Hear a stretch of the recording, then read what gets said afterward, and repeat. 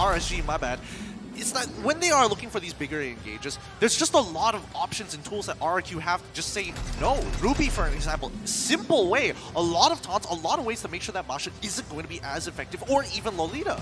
I'm looking at the composition so far, and I just really like RSG right now. Because, okay, yes, RRQ, I agree with you. They have a lot to play with, but it's all going to come down to that early game. But ladies and gentlemen, it's time to step into the land of Dawn for game number 2. Let's see if RRQ can equalize or RSG can follow up with the momentum. Here we go. Game number 2 on its way. This early game is going to be a make it or break it for both sides. Demon Kite cannot lose his momentum here against Albert, who is going to be on his Karina. You know what he's like on these assassins. Yeah, I feel like, you know, having wow, early skirmishing already here.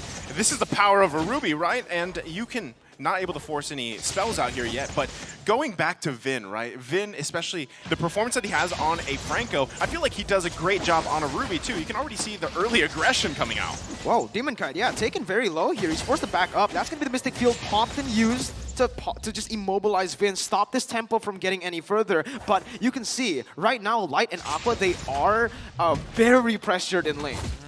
Yeah, and that's what you want to see, especially when Vin is playing that Ruby, right? Aqua, and especially when he's on that Xavier, is not going to be very effective in the early stages of the game. And the same goes for Lolita, who just has a point-and-click stun. Okay, they didn't steal away the orange buff. Thank goodness Demon Kite can continue farming.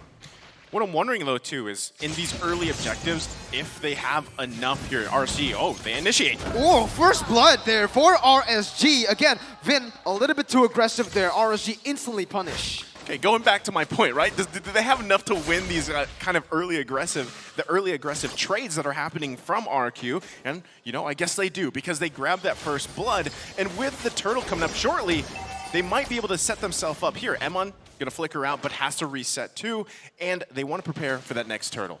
And I think this is smart. RRQ are making sure that the mid lane priority is forcing Lolita kind of match, because they're threatening somebody, and they threaten the jungle, and they can't afford the jungle to fall off that early, so Light has to match them everywhere they go, allowing for the lane dominant heroes like Skylar playing this Brody to try and win this early game against Iman. Let's see the first turtle fight here. It is going to be RRQ looking for more. Nats going to the back line. That's going to be Albert winning on the Retribution battle. R7 pinning Demon Kite down as the real world manipulation comes in. Demon Kite taken low, going to be taken down there by R7 as Albert will look to kite away. The Dawning Light is not enough, even with Nat's damage to top it off. It is RRQ with a favorable 2-for-1 trade and a turtle. See, that's the thing, right? They don't have the damage yet quite enough. And you could see, right, this is the jungle barracks does work pretty well, but even early on, especially when you're forced to fight in that real world manipulation, and with Vin being there, it's pretty tough to win those early trades. I think more so, they just need the items. They need their first items here. They did play a little bit of a risk trying to get a pick back, but I think RSG at this point, they don't mind. First turtle, a little bit of EXP. They're not completely out of it just yet. The only consequence that they take is the fact that Demon Kite has to restack himself all over again. He wants to be a big boy, but right now he's just going to be walking on some toddler legs for a while.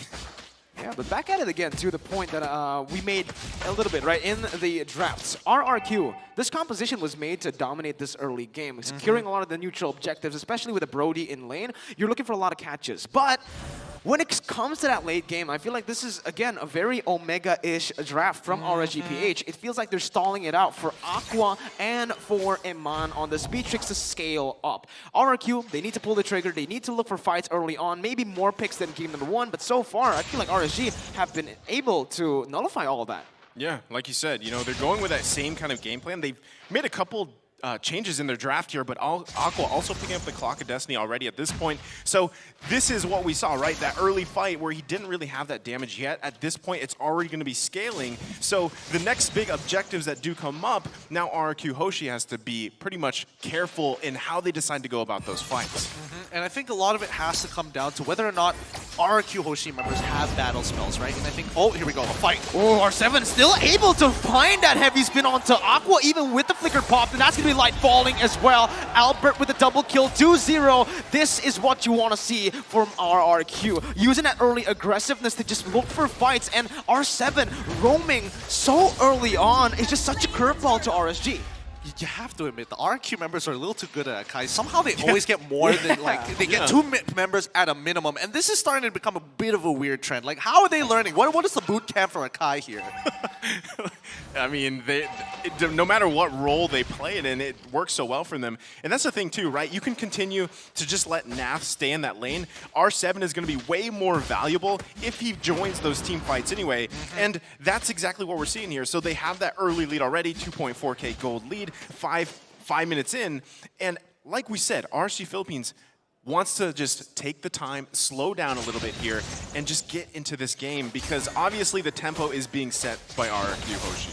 You can see that there are a lot of little victories that RRQ Hoshi are taking on the map. Not just from these team fights alone, but notice how they play the waves, especially in that mid lane. They don't usually just shove it off. Like even here, right? They're waiting for the enemy to spot out themselves, and that's going to be actually Vin, who gets caught in the render and the stun from Light. Skylar is here looking for the play onto Light, but Light just perfect flicker timing there to get out of that situation. As R7 tries to make his way into that mid lane through the top side river, he will be forced to back up by Demon Kite and Nas, showing dominance here in the river. He's just taking control.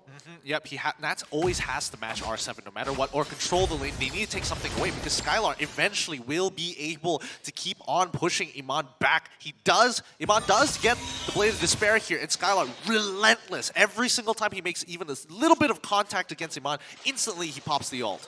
Yeah, I mean, Skylar also just picked it up too, right? So at that point, both gold laners, it's going to be scary and also depending on their positioning for each team to deal with that damage now. But as this look at both XP laners just cutting the lanes, they definitely want to set up for this next turtle in just a couple of seconds. And still, Clay has been in every single kill participation at this point, right? He also has that mystery shot emblem, so he's going to be able to buy, I believe he's going utility once again on the Eve, and that's why they're so confident in these fights around these objectives. Well, let's see. Nat is going to be first here on to the river, joining up with his team, but he might be all alone. Vin going to be able to chain CC him with R7. Nats popping in that sprint, trying to look for that backline, and Skylar will be able to kite back. RRQ doing really well here at the front to back composition. They look for the turtle once again. Nats down to 2 HP, but look at Light. This is a very good position for him to look for that Numenon Blast. And Flanks Albert gets the kill. Numenon Blast not pop. It will find no one as Skylar jumps in. That's going to be the kill streak picked up. RRQ looking to collapse further as Light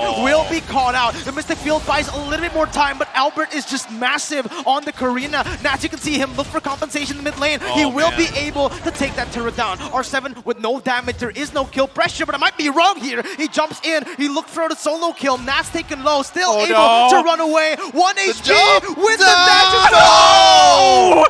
Good mechanics coming out of Nats. He takes the Cyclone. I know that if he charges, he still moves forwards during the animation. Good micro mechanics, and RSG make sure that they tax RRQ Hoshi for every move they make. Does R7 have the cursed helmet? Because I think he has the cursed helmet, right? He was burning him. I thought that one tick was going to get him. But okay, going back to that, right? I mean, that whole thing, we saw how much of a struggle it is to actually utilize that Lolita because you charge up that Numenon Blast, but if you miss it, where do you go? Exactly. That kind of falls apart at that point. Let's not forget that Light also didn't have his flicker at that point in time. He had 20 seconds still left, and they couldn't really do much about it, so they had to just somehow keep them in place in the range of that Numenon Blast, or at the very least just get the slow... They don't find that pick just yet, but Clay, he's getting a little brave here.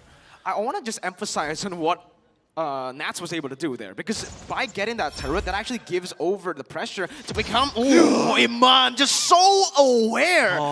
Yo, holy Iman, that was so good. Iman sense. Iman sense. There it is. Reaction time is ridiculous right now, but as we mentioned before, this composition from RRQ will get ahead very early on into the game, but RSG PH, they're going to play the same style here. Chris Helmet just being purchased by Demon Kite to help speed the process up as Nats continues his attack on R7. It's going to be a wet noodle fight for the large majority of this game, but we need to wait until RSG PH hits that 32K mark. That's when we're going to see them, if it still is even going to be the same. This is crazy though, right? Because the goal lead already at this point is pretty massive for RQ, and that's again why they're going to be able to go ahead and start up this Lord early on. We'll see if they actually commit to it, because every member is now going to be this top side of the map.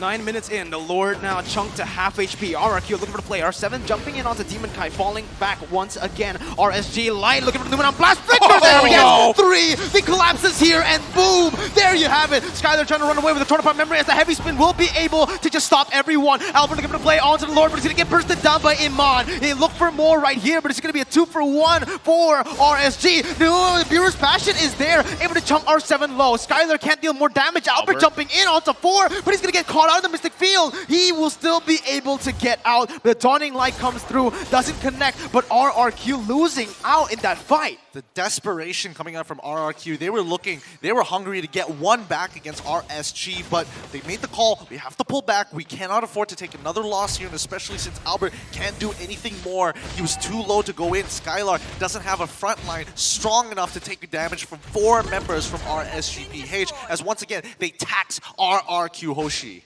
So either way, right, that's still a great moment there for RSG Philippines because they narrow the gold lead a little bit, but now they actually grab a couple turrets too because now they're playing for space, right? They need to get those turrets down, open up the map for themselves, and they could be looking for a play here. Oh, Nats just so aggressive. Demon Kite getting the death to this welcome, just going to be spitting him out to the team. And Mon right there, Numenor Blast has zoned them away as Skylar will not be able to dish out the damage. Finn still able to flicker out of there. That's going to be the re-engage from RRQ. Demon Kite falls, and RRQ, they're starting to read it, but Iman, oh my goodness, Skylar as well getting out from that. Nats now going in once again, looking for re-engage as Light jumps in as well with the follow-up. Albert dishing on so much damage onto Nats, but that's going to be the Mystic Field. Albert caught low, will be shut down. Dawning Light connecting onto 2, and it is a 1-for-1. Dear God, when does this end? When does that fight end? First off, Vin survived that fight, and then the Nats with barely anybody health left. So either way, I mean, this is, again, the point when RSG Philippines, they're continuing to buy time. Look at the plays, the confidence coming in from Aman, too. He almost has enough damage to pull those kind of Beatrix maneuvers that we're used to seeing. And this could be trouble for RRQ. I'm just surprised because, wait, the play's coming out. Mon's in trouble. Oh, and Mon's going to get locked down there. He will fall. Skylar takes the kill. The bottom side, though, look at what Nats was able to do. Okay, I just talked about confidence, right? Well, maybe a little too much confidence because now he got out of position. He got caught there and punished.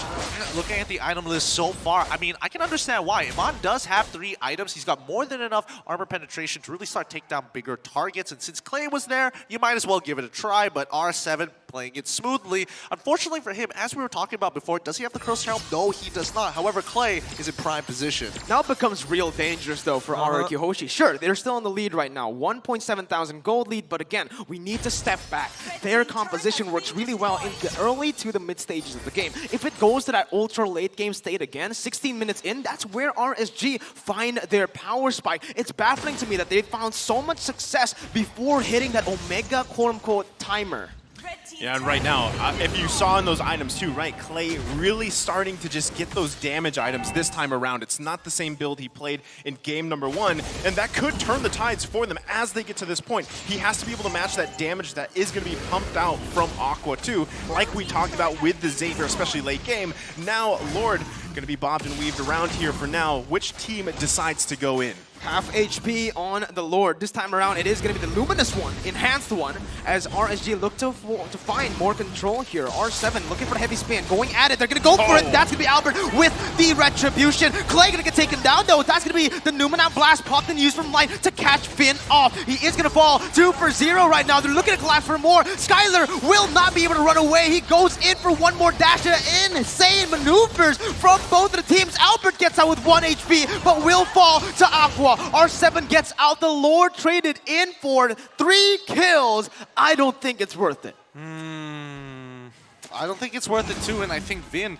unfortunately, did make a little bit of a mistake there. I think he could have sacrificed his life to save both Clay and as well as Albert there in that situation. Maybe not necessarily Clay, but compared to getting 3 members dying from the side of RRQ, compared to just 1, maybe even 2, I think the sacrifice play should have been played. It should have been taken. Again, going back to the game plan of RSG Philippines, win those little bit of skirmishes, those team fights around the objectives, Gold lead pretty much gone at this point, right? So RRQ lost that, and now look at the player Gold. Eman is exactly where he wants to be. Skylar has quite a bit of items in even Gold himself, but he has a much harder time to get that damage off because he needs to get those marks off before torn apart memory. But look at Vin.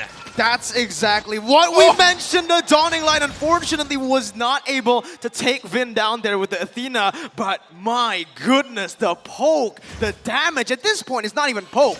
It's just burst. It's just burst, and they're dead even when it comes down to gold with a slight lead on RSG PH's side. Can we pull up the items? I'm curious to see. Vin seems to be taking a little too much damage from Iman, and I'm surprised Aqua wasn't able to just one-shot him at that stage. I'm guessing right now that Vin does have a decent amount of magic resist in comparison to how much armor he has. Well, again, there's the damage dealt, right? I'm not sure if that's exactly what you wanted to see here, but that works at this point because yeah, Aqua already getting to that point. As we saw, that 18 to 20 minute mark is really when Aqua's gonna hurt. And there you go. That's actually gonna be the updated one here. Look at that. At the top. Interesting. He's already at the 42k mark, but the amount of damage doesn't seem to be adding up in terms of the percentile it's dishing out to RRQ. So my guess is that they're respecting Aqua and they're making sure that they're building their MR very early on, their magic resist to keep them alive and healthy. But this does give a lot of room for Iman to work with. Let's just see how this plays out as they set up topside, waiting to ambush one of the members of RRQ. Could be. I don't think they're going to fall for it, especially since the waves aren't in the right place. Yeah, on top of that too, right? The next Lord going to be up in about 20 seconds. So all they have to do is set up around that part of the map, look for a play again. Notice Navs too, at the bottom, just doing work there, cutting the waves. This could be a setup, though. They don't know they're there. Oh, no, blast Vin still able to cancel it out there. Iman's gonna get back all the way. That I'm offended, and the read from RRQ as they look for more here. Light forced to back away, and the timing. Look at the timing as to when they check that bush. That's so perfect. Wow. Did they know they were there? Was that a check? That's the thing. Was that a 200 IQ play? That was a 5,000 IQ play. How did they know? How did they know? I know they sent members here, but they could have easily, I know they have buff timers, but the next fight's already beginning. Yeah, Vin with I'm Offended gonna be able to catch Demon Kite there, but now RSG, they look for something new. And Blast onto the front's gonna be cancelled again by Vin. R7 looking for the re-engage right now as he will be immobilized by the Mystic Field. Albert's still on it. They need to look for the commitment onto the Lord right now. R7 with a heavy spin, zoning Demon Kite away. This is a free Lord take, and Albert will be able to take it. That time to the back line. Skylar's still taking low here, going to be able to kite away as Clay is just popping, staying, committing onto that real-world manipulation. RRQ, once again, are in the lead. That's so clean. Yeah, it's very clean. Wow. And this is the benefit of having that Akai on the side lane, not being in the jungle, right? Because we just saw it there. He single-handedly zoned out the members of RSG Philippines, and especially Demon Kite, right? So that allowed them to just secure that Lord. They take the disciplined approach, reset, and now they can march into the base. Okay, looking at the item list so far, you got an Anti-Cuirass, you also have a Dominance Eyes, and as well as an Athena Shield. So it does kind of show that they are prioritizing, making sure that they do have some form of magic resist. It's not coming out as much as you would like to, but we do have the Holy Glaive as well coming out from Xavier. So in terms of how much, and especially since the sub-emblems do give them a little bit of benefit, you can tell that they're making sure that Aqua isn't going to be as effective as he was in the previous game. Let's see, when they siege down the base here with the Brody, I think it's going to be really good. But RSG Philippines, they're doing a really good job at zoning away, using Iman and Aqua's damage, channeling it together to just burst down the Enhanced Lord. Now taken down, RRQ will look to find more creative ways to take the base turret down. R7 is still down below. Skylar's trying to just siege it down with the basic attacks. Yep, he will be able to take it down there in the bottom side. Top side also taken low, so they're poking it really down. Winions up top. Winions indeed, as they get 2 turrets at the base of RSG Philippines. So they're happy with that, right? If they can find enough time, again, just to stall it out, wait for the next Lord, they can do the same thing. Right now, RSG Philippines has to be conscious again of that Akai, that heavy spin to zone them out. At the same time, right, where does RSG Philippines find a play here? Because you guys mentioned it, right? Gideon, you mentioned it, that magic resistance is actually working really well to counter the damage so far from Aqua, and it just, at this point, it's not working as well as it did in game number 1. I'm curious to know, did R7 not complete his boots this entire time, or did he switch them out later on into the game? I actually don't know. I'm pretty sure, That's the thing, right? We it's did weird. see the buy. We'll have to theorize about that later, leave it to the analysts to do the hard. Pandas wear boots? That That is a good point. That is Doesn't need him. That is true. That is true. But with RSG and the way that they're playing, right? I don't know how effective this single purchase is going to affect the bigger picture here. Yeah. Because, again, all he has to do, really, at this point in the game, is just zone out the members of RSG Philippines. That's literally his assignment. He's understood it up to this point, and now RSG Philippines is having to respond around that because at this point, too, immortalities are up. So you pretty much have to handle that in itself, and there you go. Albert also picks up an Athena shield. So at this point, you're really negating a lot of that kind of burst magic potential. We're seeing a lot of similarities to game number 1, but this time around, RRQ not as dominant in the early stage. Though, again, I want to emphasize this. RSG Philippines, it's 19 minutes in now. That's where Aqua and Eman have their power spikes. This is where they start to just turn these fights. RRQ, though, they notice that Eman is up top. They just fully commit onto the Lord. I feel like they just position themselves a little bit too risky here, and Light will be read out by R7. He goes into the bush knowing Light is there. It is just going to be the Lord taking a half HP. They just try to bring it out. They're trying to just bait it out here as RSG are going to look for more map control, especially here in the bottom side river. Both teams not pulling the trigger just yet. RSG getting caught out here as Vin will be able to open up the map once again. Demon Kai going for the death as welcome time. Vin is going to get caught. He spits him out with the damage coming through, but R7 is going to be able to buy so much time. Vin getting out. R7 taken low there in the top side. Forced to flicker out. Clay is going to get caught. No! 1, 2, 3! RRQ! They can't go anywhere. The real world manipulation was popped there, but instantly cancelled by Clay. And now RRQ, they lose R7. Albert is still half HP, but they cannot look for anything here. Look at Albert. He just goes for the purple buff. It's RSG with a clean fight and a free Lord. Oh, the one angle that RRQ didn't think of. They were doing the exact same thing. They're trying to delay, but the top side, the minions are pushing into the crystal, and Aqua here to stay and defend the base. The hero, the low-key hero that RSG needs, as the rest of the team trying to take this Lord as fast as possible. Yeah, it's going to be Lord taken down. R7 looking for the pin, but the Numenon Blast once again by Light going to be cancelled out as R7 flickers there and cancels it away. RRQ Hoshi still getting out on this fight, but at what cost? They lose so much. Evolved Lord now, just as I say it. This is crazy too, right? Because that whole time, Emon played it perfectly, right? The positioning for him to really just be disciplined enough. We are going to be taking a look at this instant replay presented by TikTok here. Look at the play. Look at the setup by both of them. Perfect setup there from Light. Look at Emon's positioning this whole time. He also has to be very careful. They cancel Clay's setup here because that could have been a big disaster for them, but they played around it so well and just everything kind of fell into place for RSG Philippines there. 2 key points that they had to keep in mind. Number 1, Skylar showed himself on bottom side, which made it very easy for RSG to say, you're a man down, we can start taking the space, right? Second of all, it's just disrupting Clay's ultimate because as you can tell by his build, he's playing pure utility here. He's trying to shred, he is trying to demean RSG as much as possible when it comes down to RSG trying to run away from fights specifically.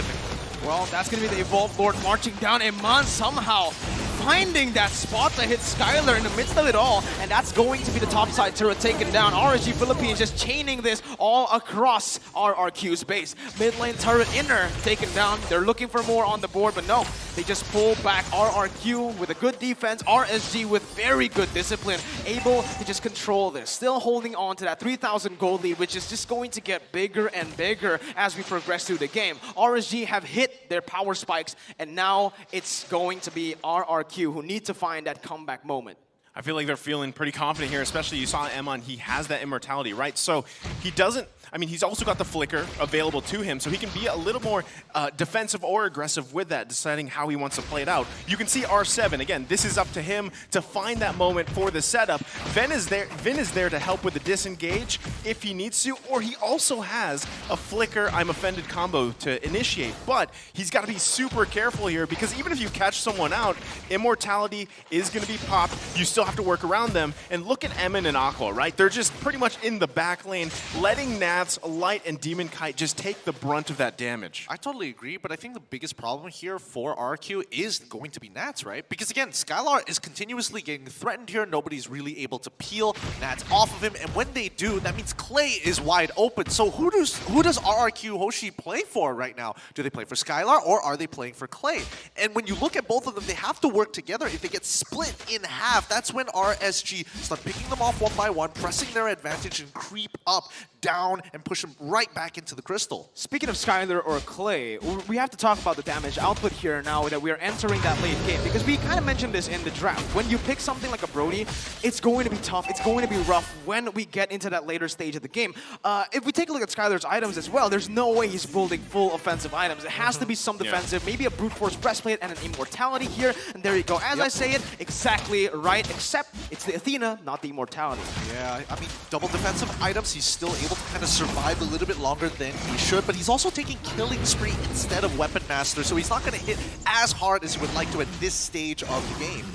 Nats again, though. Look at his positioning. He's looking to just find Clay, find Skylar on the flanks, and he does exactly that. He pops the sprint. No, he doesn't pop the sprint just yet. He's going in. He knows where Clay is. Clay's going to get zoned out. R7's looking for an opening here onto the Lord, looking for that heavy spin once again. Light taken to half HP. Nats. Immobility there as that's going to the Dawning Light once again. Nats finding Clay, but he will not be able to run this time. It's actually going to be Finn looking for the cover. Gets the I'm Offended on Demon Kai, taking the Lord low. It's going to be RRQ to look for the Lord. Heavy spin going to be popped, but Demon Kai so on point of retribution. Nats taking low there in the bottom side. It's actually Skylar shutting him down, but Clay will fall to the Dawning Light of Aqua, and that's another one. R7 as well. They find the Mr. Feel onto Finn. Finn can no longer run. The winner truncheon by Albert was misclicked, and Finn will have his immortality pop. Not just yet though. He flickers forward, gets Skylar low. The Dawning Light to take him down. Albert jumping on the 3 members, still able to back up. Finn gets hit, but they will both survive with the Evolved Lord. This is looking like a closeout for RSG. Oh, they're looking to end this game. The inhibitor is going to fall down first. And RSG PH so close to getting this game too. They find one and they're looking to picks for more. Albert dealing the damage onto Light. Amon jumping in with the Rescue, just dealing it out without minions. RSG close it off 2-0. Again, they buy time to get to exactly where they need to, find those mistakes coming out from RRQ, and they punish them, taking